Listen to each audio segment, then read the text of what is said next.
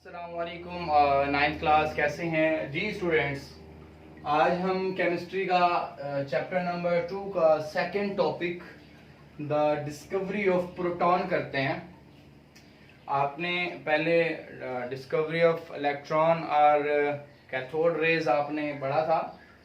आज हम discovery of proton या कैनाल रेज स्टडी करते हैं। तो इसके लिए आप देखें कि सबसे पहले एक साइंटिस्ट आया इन 1860 जिसका नाम था गोल्डस्टीन। उसने एक डिस्चार्ज ट्यूब लिया। क्या लिया जी? डिस्चार्ज ट्यूब लिया। डिस्चार्ज ट्यूब के अंदर उसने एक गैस फिल की। जिस तरह आपने कैथोड रेज में पढ़ा था सेम वैसे ही है कि इसके अंदर गैस फिल की और इसके अंदर प्रेशर को कम करने के लिए इसने वैक्यूम पंप का इस्तेमाल किया। वैक्यूम पंप का इस्तेमाल किया इसके अंदर प्रेशर को कम करने के लिए। और दो इसने इलेक्ट्रोड यूज किए, एक उसने कैथोड यूज किया और एक उसने एनोड यूज किया। ये एनोड है और ये कैथोड है। आपने देखा होगा कि आप एनोड के ऊपर पॉजिटिव और कैथोड के ऊपर नेगेटिव चार्ज दिया था हमने पहले भी। तो सेम जहां भी हम जाएंगे एनोड के ऊपर हमेशा पॉजिटिव चार्ज आएगा और कैथोड के ऊपर नेगेटिव चार्ज आएगा। और यहाँ पे एक फर्क है, यहाँ पे जो चेंज है कैथोड रेज से, यहाँ पे जो इसने कैथोड इस्तेमाल किया, कैथोड वाला इलेक्ट्रोड यूज किया, वो परफोरेटेड था, यानी उसके अंदर सुराख थे। ठीक है जी। अब इनके सुराख जो कैथोड रेज हैं इनको परफोरेटेड यूज किया, सॉरी कैथोड को परफोरेटेड यूज किया और एनोड वैसे ही है जैसे पहले था। अब इन दोनों इलेक्ट्रोड को एक बैटरी के साथ जोड़ दिया। एक बैटरी के साथ एक वायर की मदद से जोड़ दिया इन दोनों इलेक्ट्रोड्स को। अब जब उसने देखा कि जब उसने इलेक्ट्रिक करंट उसमें से गुजारा, हाई वोल्टेज इलेक्ट्रिक करंट गुजारा, तो उसने देखा कि कैथोड रेज तो प्रोड्यूस हो ही रही हैं, कैथोड रेज कैथोड से जा रही हैं। तो इसी तरह उसने देखा कि कुछ रेज हैं जो कैथोड रेज के अपोजिट आ रही हैं, जो कैथोड रेज के अपोजिट आ रही हैं और ये रेज इन सुराख से गुजर कर आगे जो डिस्चार्ज ट्यूब है उसकी वॉल के साथ जाके टकरा रहे हैं। ये क्या है? वॉल है किसकी? डिस्चार्ज ट्यूब की। डिस्चार्ज ट्यूब की वॉल के साथ जाके टकराते हैं और एक ग्लो प्रोड्यूस करते हैं और एक चमक पैदा करते हैं। दोबारा बताता हूं कि आपने देखा कि कैथोड रेज कैथोड से एनोड की तरफ जा रही हैं। तो गोल्डस्टीन ने ये देखा कि जब कैथोड रेज जा रही थी एनोड की तरफ, तो इन कैथोड रेज के अपोजिट, यानी ऐसा लगा कि एनोड से कैथोड रेज की तरफ कुछ रेज आ रही हैं जो कैथोड रेज की अपोजिट है, और ये इन कैथोड से गुजरकर, कैथोड के इन सुराखों से गुजरकर आगे उसकी डिस्चार्ज ट्यूब की वॉल के साथ जाके टकराती हैं और वहां पे ग्लो प्रोड्यूस करती हैं। ठीक है जी। अगर आपको समझना है तो आपने पूछना है कि क्या प्रॉब्लम है, आपको समझ नहीं आई। तो ये इन डिस्चार्ज ट्यूब के अंदर से गुजरती है, सॉरी कैथोड की सुराखों से गुजरती है और इससे गुजरकर आगे जाके ग्लो प्रोड्यूस करती है। ये क्योंकि इन स्पोर्स या कैनाल से गुजर रही हैं, इसलिए इन रेज को कैनाल रेज कहा गया। इन रेज को कैनाल रेज का नाम दिया गया क्योंकि ये इन कैनाल से गुजरती हैं। अब ये तो था उसका एक्सपेरिमेंट। अब एक्सपेरिमेंट के बाद इसकी कुछ प्रॉपर्टीज हैं, हम उसको डिस्कस करते हैं। एक बड़ा इंपॉर्टेंट क्वेश्चन आता है, उसका आंसर मैं आगे आपको देता हूं कि how canal rays are produce. तो मैं आपको आगे बताता हूं कि कैनाल रेज कैसे प्रोड्यूस होती है।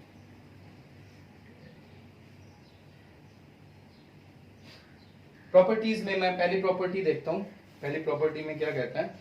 These rays travel in straight line in the direction opposite to cathode rays. वो कह रहे हैं कि ये जो डायरेक्शन है इसकी बिल्कुल, अगर ये कैथोड रेज ये जा रही हैं, ये कैथोड रेज हैं,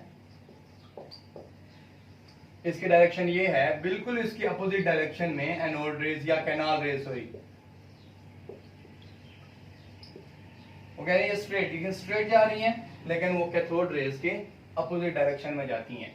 ये फर्स्ट पॉइंट है। सेकंड पॉइंट क्या कहता है, that deflection in electric and magnetic field prove that these are positively charged. अब आप देखें कि कैथोड रेज, फॉर एग्जांपल ये कैथोड है, ये क्या है, कैथोड है। कैथोड के ऊपर कौन सा चार्ज होता है जी, नेगेटिव चार्ज होता है। और आपको बताया गया कि जो कैनाल रेज हैं वो कैथोड रेज की तरफ मूव कर रही हैं। जब इलेक्ट्रिक और मैग्नेटिक फील्ड अप्लाई किया जाता है तो इनकी जो डिफ्लेक्शन है, जो मूवमेंट है, वो कैथोड रेज की तरफ होती हैं, यानी कैथोड की तरफ होती हैं, सॉरी। तो कैथोड के ऊपर नेगेटिव चार्ज है, तो आपको ये पता है हमेशा नेगेटिव चार्ज किसको अट्रैक्ट करता है, पॉजिटिव चार्ज को। तो अगर इनके ऊपर पॉजिटिव चार्ज होगा तो देन ये कैथोड की तरफ जाएंगे। तो इस बेस पे कि एनोड रेज या कैनाल रेज के ऊपर पॉजिटिव चार्ज होता है। दूसरा पॉइंट भी क्लियर हो गया। थर्ड पॉइंट है, the nature of canal raise depends on the nature of gas present in the discharge tube. ये कैथोड रेज से थोड़ा डिफरेंट है। उसमें हमने पढ़ा था कि ये डिस्चार्ज ट्यूब के अंदर जो मर्जी गैस फिल कर दो, इसमें से जो कैथोड रेज प्रोड्यूस होंगी वो उसके बिल्कुल डिपेंड नहीं कर रही होंगी, वो एक जैसी प्रोड्यूस होंगी। लेकिन यहाँ पे जो हमारे पास कैनाल रेज प्रोड्यूस होती हैं, ये डिपेंड करता है कि वो कौन सी गैस इस्तेमाल की गई है। हर गैस जो है वो कैनाल रेज डिफरेंट प्रोड्यूस करेगी, यानी it depend on the nature of gas. जो गैस होगी कैनाल रेज उसी टाइप की होंगी, यानी it depends on the nature of gas. Next topic, next point, they do not originate from the anode. Yes, मैंने आपको क्वेश्चन बताया था कि एक क्वेश्चन आता है। क्या क्वेश्चन आता है, how canal rays are produce. ये अक्सर आता है।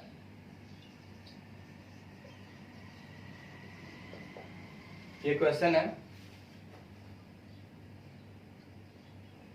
अक्सर आता है कि कैनाल रेज पे कैसे प्रोड्यूस होती हैं। तो आइए मैं आपको समझाने की कोशिश करता हूं। ये कैथोड रेज जा रही हैं, ये कौन सी जा रही हैं, कैथोड रेज। और ये मैंने क्या बनाया है, ये गैस मॉलिक्यूल्स मौजूद हैं डिस्चार्ज ट्यूब के अंदर। फॉर एग्जांपल ये गैस मॉलिक्यूल है, यहां से प्रोड्यूस हुआ कैथोड रेज। कैथोड रेज जब इन मॉलिक्यूल के साथ जाके टकराता है तो इन मॉलिक्यूल्स के टकराने के साथ प्रोड्यूस होती हैं कैनाल रेज। ठीक है जी। फॉर एग्जांपल मैं यहां पे लेता हूं, ये मॉलिक्यूल है,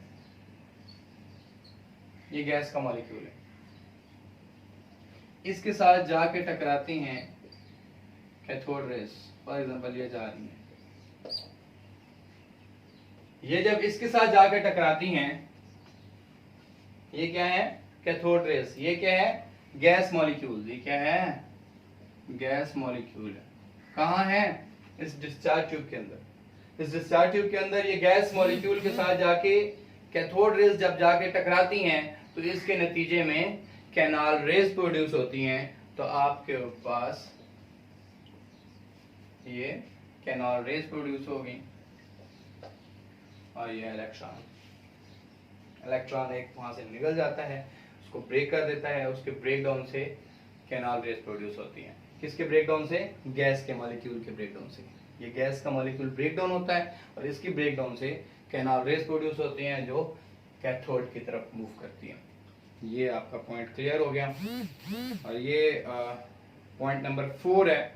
पॉइंट नंबर 4 की फर्स्ट लाइन में, टेक्स्ट बुक की फर्स्ट लाइन में, in fact these rays are produced when the cathode rays or electron collide with the residual gas molecules present in the discharge tube के अंदर जो gas molecules हैं इनके साथ जाके इलेक्ट्रॉन या कैथोड रेज जब टकराते हैं तो उसको ब्रेक कर देते हैं, आयोनाइज कर देते हैं। तो इक्वेशन भी बताई गई है, ठीक है जी। नेक्स्ट पॉइंट है प्रॉपर्टीज का 5th पॉइंट, वो क्या बताता है, इसका जो मैस कैलकुलेट किया गया किसका, कैनॉल रेज का,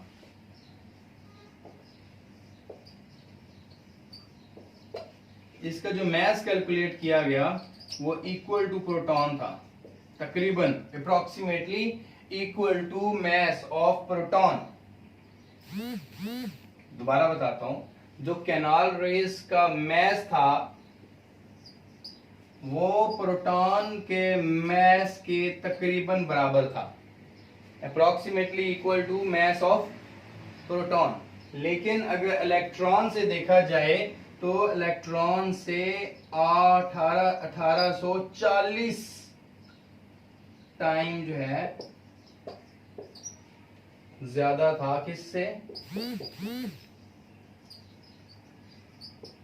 इलेक्ट्रॉन के मैस से।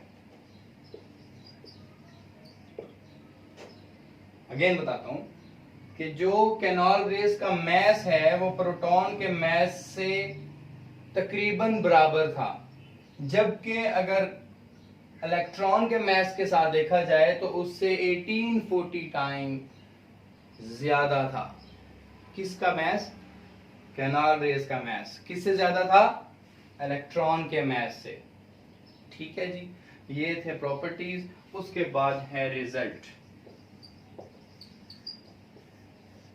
जो आखिरी पैराग्राफ है वो रिजल्ट है। 2 पॉइंट है रिजल्ट के।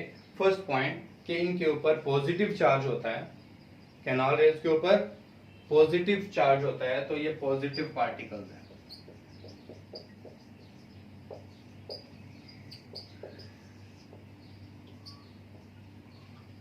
ठीक है जी। फर्स्ट पॉइंट है कि they are made up of positively charge particles. दूसरा पॉइंट है कि जो आपको पहले भी डिस्कस किया था, दूसरा पॉइंट कि जो गैस इस्तेमाल होगी उसके अंदर जो कैनॉल रेज होंगी वो हर गैस की कैनॉल रेज डिफरेंट होंगी, हर रेज की कैनॉल रेज डिफरेंट होंगी, यानी कि वो डिपेंड करता है